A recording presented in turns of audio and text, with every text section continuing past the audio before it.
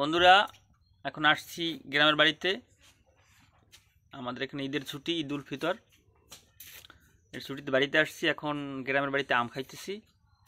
আমগুলো অনেক মজার, সুস্বাদু। অনেক মজা। আসেন, আপনারা সবাই খাইতে আসেন। এটা হচ্ছে আম্রপালি আম। আম্রপালি আম এমনিতে একটু মজা থাকে, ভিতরে আঁশ থাকে না, একবারে পিওর থাকে, কোনো আম থাকে না।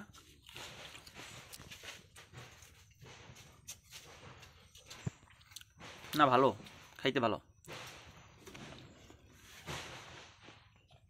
এটা কিন্তু আমাদের গাছের আম, ঠিক আছে? এটা আমাদের গাছের আম, খাইতে অনেক মজা। এগুলো অনেক মজা, অনেক মজা। আর এক পিস খাই।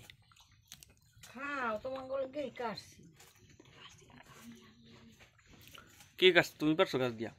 এই পেশে আও, তুমি আসো, এই পেশে আসো, তোমার দেখাই কে পারছে গাছ দিয়া। ওই ছোটটা দেখা